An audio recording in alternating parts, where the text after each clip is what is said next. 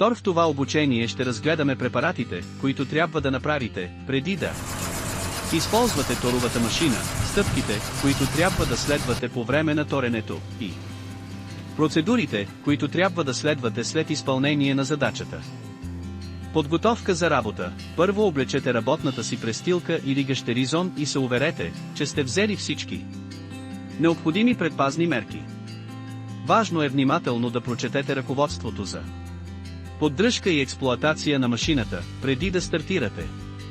Също така не забравяйте да обърнете внимание на инструкциите на предупредителните знаци. Проверете точките на свързване на трактора и разпръсквача на тор, карданния вал и хидравличните системи. Проверете за износване или повреда. Разгледайте движещите се части на машината за торове, като компоненти за предаване на мощност, смесители и въртящи се дискове. Внимавайте за запушвания, причинени от камъни или други чужди предмети. Свързване на машината за тор към трактора. Сега ще обясним как да свържете машината за тор към трактора. Прикрепете машината към трактора според последователността, посочена в ръководството. Преди да свържете машината към трактора, проверете дали има допълнителна тежест в предната част на трактора, както е посочено в ръководството. След като се уверите, че тракторът и машината са на равна повърхност, бавно обърнете трактора към машината. Внимателно подравнете триточковите рамена на теглителя с точките на свързване на машината. Транспортиране на машината за торове до полето. Уверете се, че всички връзки са сигурни и че няма разхлабени връзки. Стартирайте трактора и проверете стабилността на връзките. Използвайте хидравличното повдигащо рамо на трактора, за да повдигнете машината и да тествате основните и кратко функции. Пълнене на бункера на машината за торове. Транспортирайте машината до полето празно.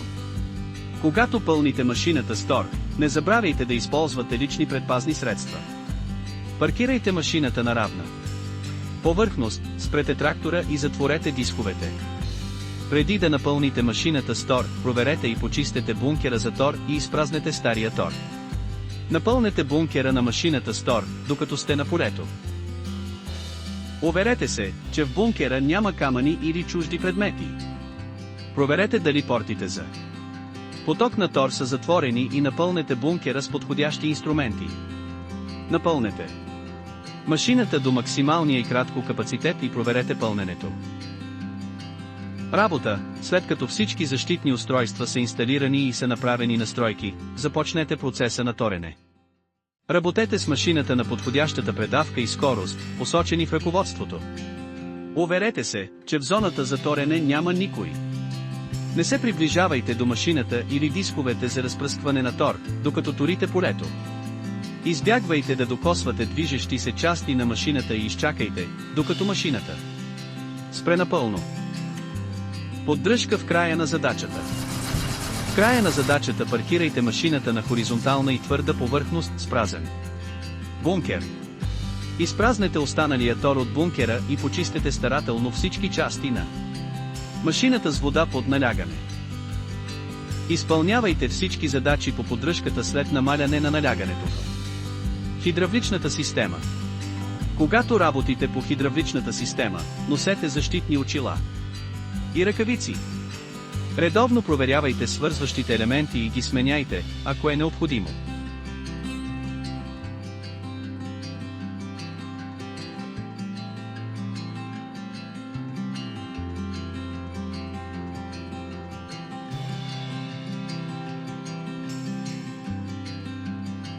Благодарим ви за вниманието.